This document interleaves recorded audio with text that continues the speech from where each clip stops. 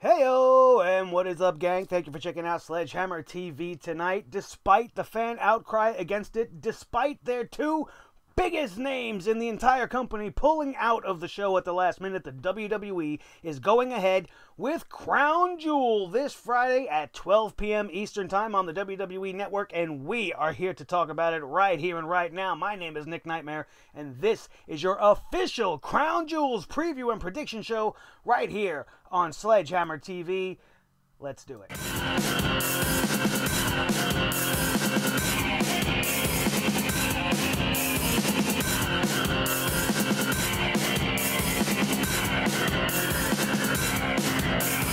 The Sledgehammer Wrestling Show.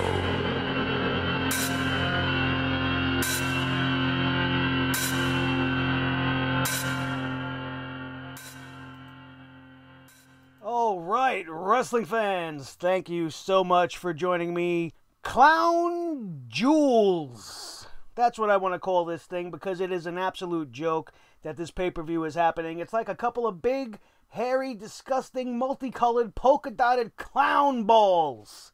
Or for the clowns that write for the WWE creative, with all the garbage that we get on a regular basis, all this extra added, unnecessary pay-per-view nonsense is just starting to get to me, man. We just had the friggin' Super Showdown in Australia, which came right off of the heels of the Greatest Royal Rumble, the first pay-per-view from Saudi Arabia, and now here we are again, a little bit less than 4, maybe 5 months later, we are going back to Saudi Arabia for Crown Jewel, a show that has now been mired in controversy.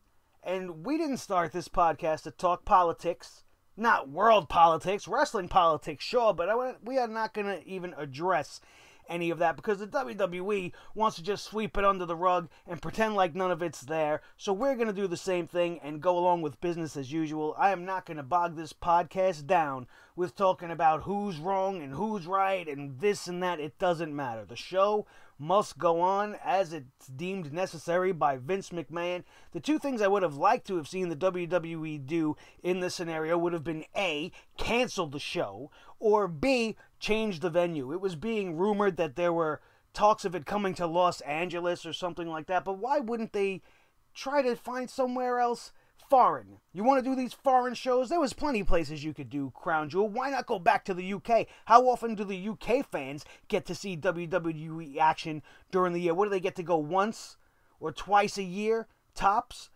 They're in the Middle East twice in the last 6 months. That doesn't seem fair to me. What, are they planning on going back to Australia sometime soon as well? Like, it's just flooding everything with way too much. And now with the fans not even wanting it, and like we said, Cena and Daniel Bryan pulling out at the last minute. And I want to say kudos to them for sticking to their guns and not letting Vince McMahon get his way. That's the only good thing about what those two guys did.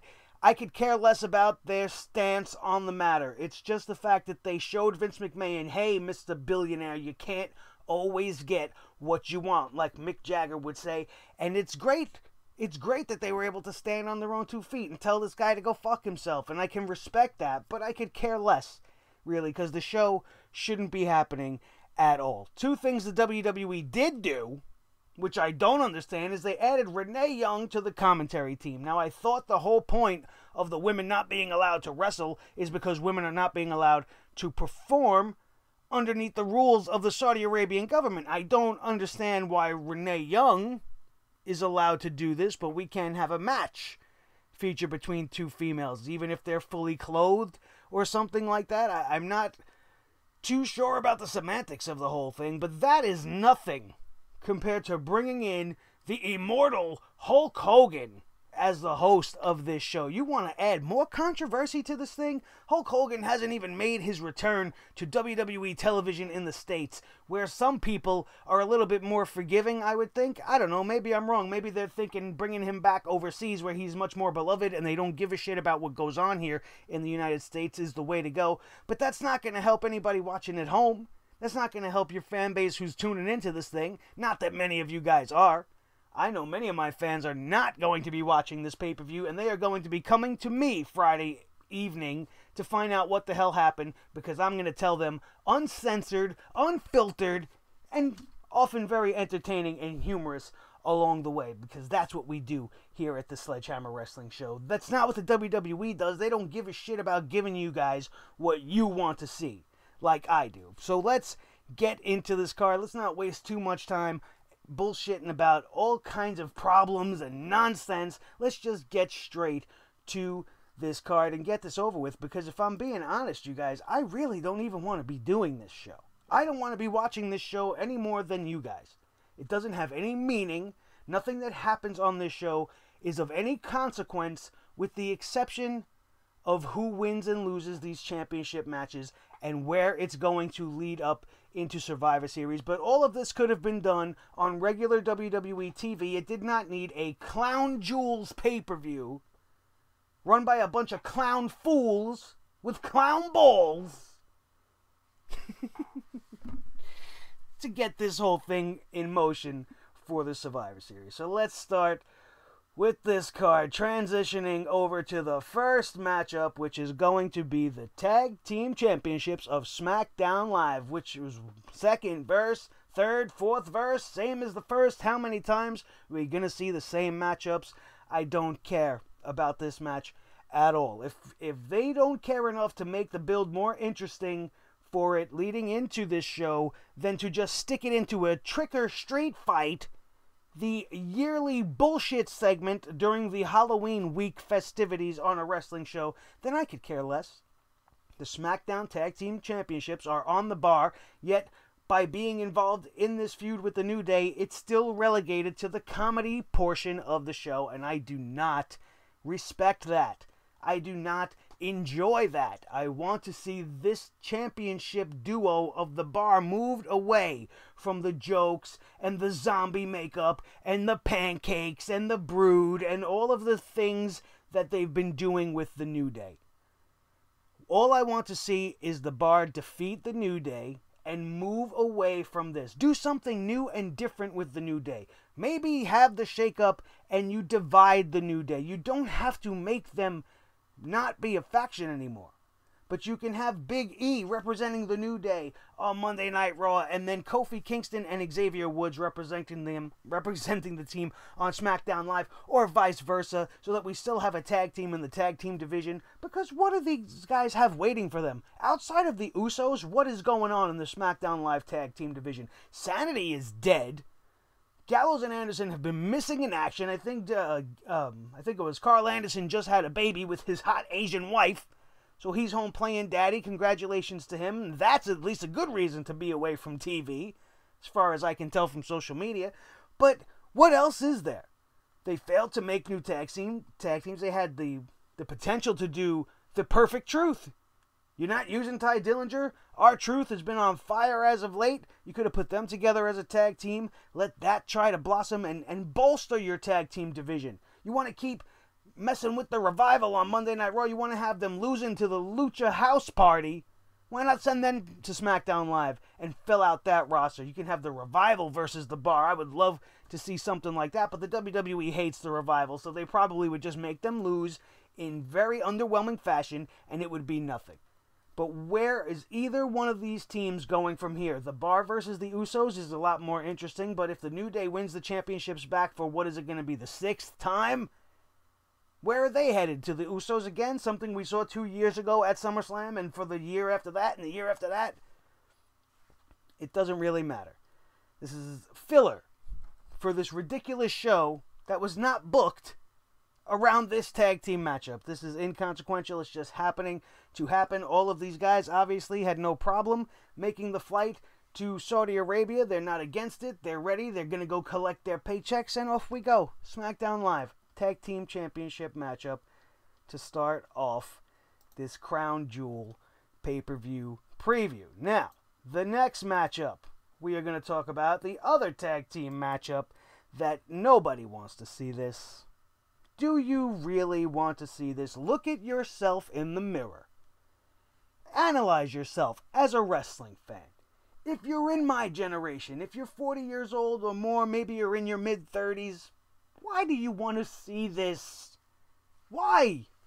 We've seen this for the last 20 years On and off. We've seen it. It was at the height of the Attitude Era. Oh no, it's the first time ever, sir. The Brothers of Destruction never faced DX. Are you kidding me with that statement? Just because they never faced them as a team doesn't make it special that the four of them decide to come together and dance in Saudi Arabia at this pay-per-view. What's so fucking special about it? We've seen Shawn Michaels versus Kane. We've seen Triple H versus Kane. We've seen both of them versus The Undertaker in much higher profile matches on the grandest stage of them all. And now they're coming out wearing sleep masks with their bald heads and their giant beards, looking like they're part of Duck Dynasty instead of part of the WWE roster, only built up on muscles. To do what? To have this tag team match for what? What's going to come of this? A future feud or another match between Shawn Michaels and The Undertaker? Why do you want that? Oh, it'll bring finality to it. This feud had finality brought to it years ago. It continued with Triple H. Sure, Shawn Michaels wasn't up against The Undertaker initially in those last two encounters, but he was part of that end of an era Hell in a Cell matchup. That was the finality of this story. This is desperation. This is the WWE trying to pack the house with a bunch of familiar names that worldwide are beloved and respected. Even they are by me as well. I just don't want to see them wrestle. But you have to be forgiving of this match because the fans in Saudi Arabia never got to see these guys. You know, that's why they're doing these things. The fans in Australia, they never got to see guys like Triple H and The Undertaker in such huge matchups. Whose fault is that? It's not our fault. It's not your fault. It's the WWE's fault. Why is it that we haven't had a great show in Wembley Stadium? Why hasn't there been a WrestleMania in London or somewhere in the UK? But we're having Crown Jewel. And we're having the greatest Royal Rumble and the Super Showdown. Make up a show for there. I don't understand how we're going back so quickly and it's just okay. And I think it's part of the reason why everybody's getting down on it. And this match is what this pay-per-view was built on. This match and the tournament. Which we're going to get to in a minute. Do you give a shit who wins? Do you expect The Undertaker and Kane to lose to D-Generation X? I just don't understand it. You got Kane, who's a mayor. You got Triple H, who's running the company. You got Shawn Michaels, who's training the next generation in the Performance Center. And then you got The Undertaker, who's just The Undertaker doing whatever it is The Undertaker does when he's not wrestling. They don't need to be here. Let them all go do their day jobs. They're probably better than that at this point right now. Imagine being trained by Shawn Michaels. You're a wrestling student and you go and you report the first day to the Performance Center and here's Coach H. Bald K. I'm in it, man. Sleep mask or not. I'll ask him to borrow it after because he's going to work me to death and I'm going to be the one needing a nap. He could probably run circles around me still. He's 10 years older than me. But this matchup, like I told you guys, is a bunch of hot bullshit. And I could really care less. Just like I could really care less about this Best in the World tournament, which is why I'm wearing this shirt. Because if you're watching my show, you know for every single time I hear them utter that phrase, the best in the world, there's only one face that comes to mind, and it's this face right here. CM Punk is the best in the world. The only other person that I would allow that moniker to go to would be Chris Jericho, because he did use that. He is the best in the world at what he does. They even had a feud between the two of them to see who was truly the best in the world. I know he's not around anymore, but that's his thing. That's like somebody coming around talking about saying your prayers and eating your vitamins again. Or somebody else coming in calling themselves the Cerebral Assassin. Or somebody coming in there and calling themselves the Charismatic Enigma, but they're not Jeff Hardy. The best in the world is the best in the world, and that's here. If you want to go and say, well, no, he's not wrestling anymore, he's not the best in the world, well, you know who the best in the world probably really is? AJ Styles, and we will get to him in a minute as well, but this fucking tournament is straight out of the year 2005. I could care less. Look at this lineup right here. With the exception of Seth Rollins, if you remove him from the picture, this is a pretty hot tournament. If we were in the mid-2000s, we're coming to the close of the second decade of the 2000 and what is it, the 21st century, wherever the hell we are. Who cares? All I know is this match makes me lose track of time because I feel like I'm 30-something again, living back in Pennsylvania, watching WWE ruin things back then as well. Bobby Lashley, Kurt Angle, Jeff Hardy, Dolph Ziggler was even around back then. The Miz was around back then. Rey Mysterio was doing his thing back then. The odd man out is Seth Rollins. So Seth Rollins is my choice for winning this whole entire thing. If I'm being honest with you guys, that's what I want to see. Because if you're going to crown who's the best in the world, really, then you have to go with Seth Rollins. He's consistently been the best on Monday Night Raw, at the very least. He has given us match of the night performances before he was relegated back to the Shield nonsense to try to get over Roman Reigns, which is not what we are going to talk about at all tonight. But let's take a look at the brackets here for this tournament, and it's a couple of decent matches. Jeff Hardy versus The Miz kind of interests me. Rey Mysterio versus Randy Orton, something that we've seen from back in the day that we will probably have to see very much the same of what we saw back then, only we'll be seeing it now. Kurt Angle versus Dolph Ziggler does lend a little bit of an intriguing situation. Bobby Trashley versus Seth Rollins is an easy win for Seth Rollins. If Seth Rollins loses this match, then the rest of this tournament is even more bullshit than I could tell you guys. I've already told you how bullshit it is. Can you imagine if Seth Rollins loses to Bobby Lashley? That would put it over the edge to me. If I'm really going down this thing, I'm going to say Rollins wins his match, Kurt Angle wins his match. We have Seth Rollins versus Kurt Angle. Seth Rollins versus Dolph Ziggler is not something I want to see again. We've seen it for the last 6 months. It would be great to have something unexpected and unique and different pop up in this tournament, and that would be the way to go.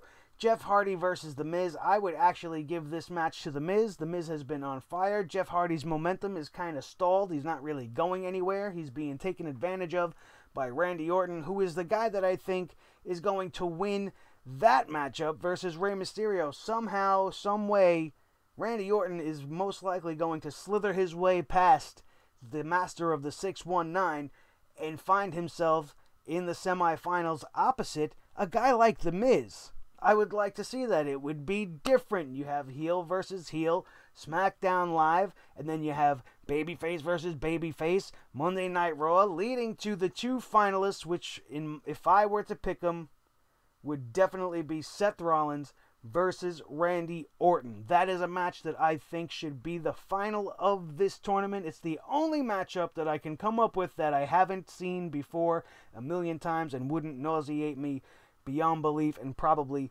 put me to sleep. This whole damn tournament doesn't mean a goddamn thing. It's going to crown the best in the world. They're probably going to have another stupid green belt made up, or they have this ridiculous looking trophy. How many trophies the WWE's made up in the last couple of years for all these fucking shows? Nothing that's happening here even matters. Nobody's getting a title shot. There is no real reward coming out of this thing except you get to call yourself CM Punk. And that's what this tournament is all about. That's my quick rundown of all that, and let's move on to the Raw Universal Championship matchup, which just completely got messed up by the announcement made by Roman Reigns last Monday night concerning his health and his leaving the company due to leukemia, which left the WWE's door wide open for them to insert somebody to make this more interesting, to make it a little bit more unpredictable, and to give us some more stuff to talk about and more things to think about. And that's not what they did. They just took the remaining two competitors and just left it now as a singles matchup, Braun Strowman versus Brock Lesnar. I don't expect much from this match. What do you expect out of a Brock Lesnar match?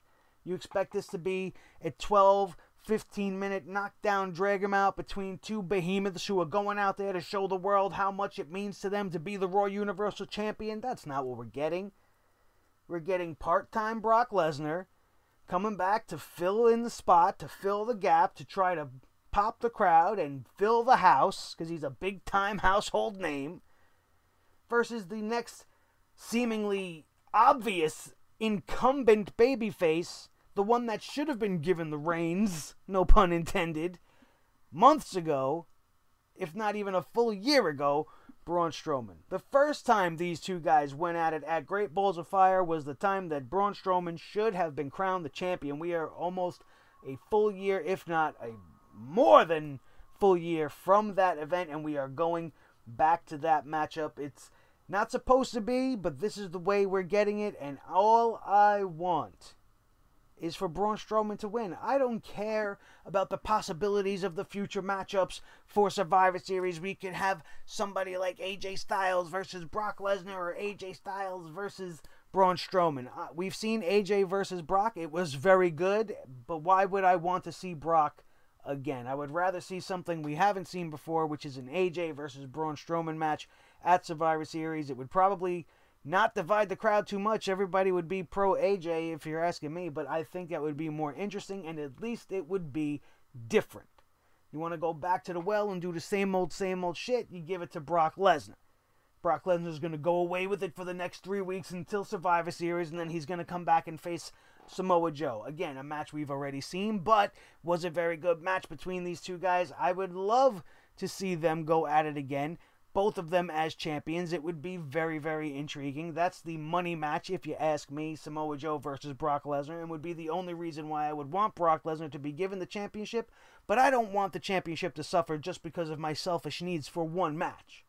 I would rather it be given to Strowman, and have Strowman versus Joe be revisited, and that, I think, would be money in the bank, no pun intended there either, for Survivor Series. So my pick is going to be Braun Strowman. Do I expect the WWE to do that? Not at all. I think they're leaning too heavily in that direction. They're hinting too heavily in that direction, and I think they're going to give it back to their beast, and we will have to see where it goes from there. And finally, the final matchup that we are going to talk about, the last match on this card, AJ Styles versus Samoa Joe. Another match that was changed at the last minute due to Daniel Bryan's choosing to not be involved in this pay-per-view. They had to come up with something at the last minute, and what they came up here was the one thing on this whole entire card that I am the most interested in now out of everything. I could care less about your tournament, your two tag team matchups, and I'm really not interested in Braun versus Brock, but I am interested in the continued story of AJ Styles versus Samoa Joe. AJ Styles, very capable of beating Samoa Joe. We have seen that multiple times, but the WWE needs to do the right thing. AJ has been the champ for a while. There would be nothing wrong with shaking things up, taking the belt off the Phenomenal One, at least for a month, maybe a couple of weeks, maybe just until we get to the Royal Rumble, where he can have a rematch and regain his championship from Samoa Joe, whose time is now. If they don't pull the trigger on giving him the title now, he's going to suffer the same fate as Shinsuke Nakamura. Shinsuke Nakamura not being given the championship on SmackDown Live in favor of Jinder Mahal has ruined his career to the point where it has never been the same. You will never see Shinsuke Nakamura as a viable contender for a heavyweight championship again. He's got a lot more building to do because he lost to the worst champion of all time. That's not going to be the case with Samoa Joe, but this will have now been the third time he has lost to AJ Styles, his longtime rival, who he has all this history with. And if it's been this one-sided for AJ throughout the entirety of the feud, where else is there for them to go? Samoa Joe has to win the championship for the good of his career, for the good of AJ's career, and for the good of the WWE. That's my opinion on it. That's my prediction. Samoa Joe is going to win the WWE Heavyweight Championship for the first time in his career, and it's well deserved. There is not one heel on the main roster. Main roster. So all you Ciampa fans, jump off my dick. I said main roster. He is the best heel on the entire main roster, bar none. And that kind of work that he's putting out there and what he has been doing on SmackDown Live deserves to be rewarded. Don't tell me, oh, it's the same thing with the Wendy. He's going to start with the family again. That was the most intriguing stuff on SmackDown Live during the last few weeks that have been absolutely terrible. The one thing that has kept our interest was AJ Styles versus Samoa Joe. Samoa Joe being an absolutely wretched prick. And I loved every minute of it. Because that's how a heel's supposed to be. Getting inside the head of the champ. AJ Styles going to Paige in the back during last week's SmackDown, asking her to please give him Samoa Joe. He wants to put an end to this. So now AJ's got nobody to blame but himself. Samoa Joe may have preempted him to do so by attacking him after his match with Daniel Bryan on SmackDown Live, but AJ will be the one to blame. So confident in his ability to finish off the beast, he has now had time to adapt and reset, and he is coming. He is gunning for that WWE Championship, and I am solidly in the man's corner. That is the entire card for this Crown Jewel pay-per-view. Essentially 4 matchups and a tournament. The tournament in itself is going to be 7 matches just to get through it in its entirety in one night. So that means the Crown Jewel show is a 12-match long pay-per-view event. It's going to run over 3 hours. I will be here with you guys Friday afternoon or evening. Eat your dinner about 5 o'clock or whatever it is if you're not made too sick by this Crown Jewel show. You know, sit down with your family, have a nice meal, get yourself all liquored up if you have to, and then get back here to Sledgehammer TV, because I'm going to be here with you guys as we world premiere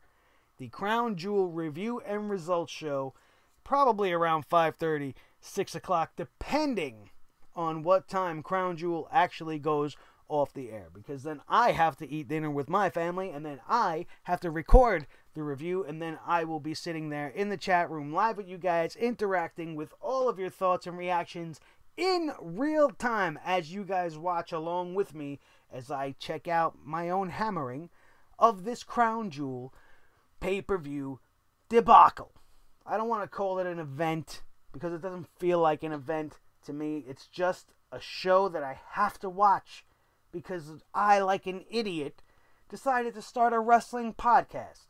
And when I start to do something, I take it seriously, and I do it 100% wholeheartedly with all of my passion. So I have to bring you guys this preview and prediction show, just like I have to review this for all of my awesome sledgeheads who will be waiting for me Friday evening. I really hope to see you guys come out for the live debut, but if you don't, it will be there for you guys to watch at your convenience all weekend long before we get to Monday night's piece of shit Monday Night Raw show, which deserves its hammering every single week. I want to thank you guys once again for joining me. Our subscribers are climbing by the minute. We are so close to 1K that I can feel it in my bones, and I know that we are going to get even closer after this video, but it's going to start with an awesome wrestling fan like you, because this is the home of awesome wrestling fans. This is where they all reside. The smartest, most knowledgeable, and respectful, most fun-loving wrestling fans you will ever find in anybody's community, anywhere on the internet. This is their home. They are the sledgeheads of the Sledgehammer Club, and I am their fearless leader.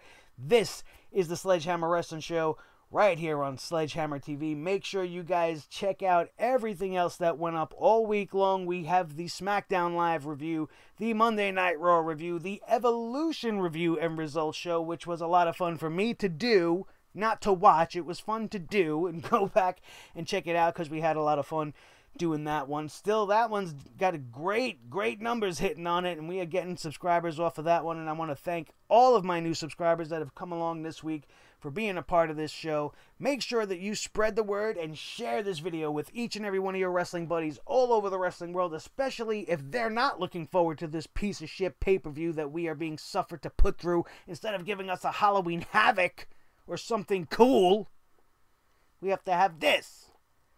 Don't forget, if you enjoyed today's show, to smash down on that like button. Hit it real hard with your sledgehammers at home. This way I know you enjoyed yourself tonight. And most importantly, more than ever, make sure that you are subscribed. Get us over that 1,000 subscriber mark so that we can continue and follow in the footsteps of some of the greats in podcasting and hit that 100K. Maybe by the end of next year, if we're lucky. Maybe by the end of the week, if it would be amazing. 100K in like 5 days. Imagine that. That's impossible. That's wishful thinking. That's just me being a little crazy. But that would be something, wouldn't it? And I would have you guys to thank, like I always do. My name is Nick Nightmare.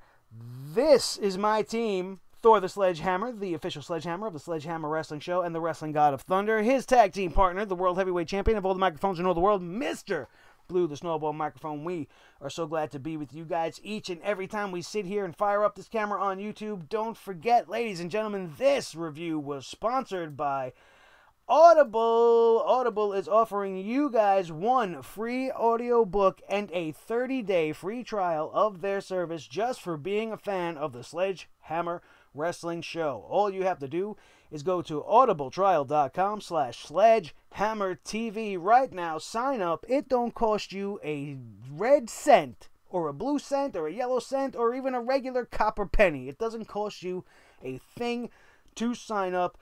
Pick your free book. Try the service for 30 days. Cancel it before the 30 days are up. You still get to keep that book till the end of time. It is yours, guaranteed. That's audibletrial.com/sledgehammertv for your one free audiobook and 30-day free trial. Thank you guys once again all so very much for being here. That is going to do it, and we are out of here. And we will see you Friday evening for the review of this piece of shit show right here on your new favorite wrestling show, the Sledgehammer Wrestling Show, only on Sledgehammer TV, right here on YouTube.com. Have a great night.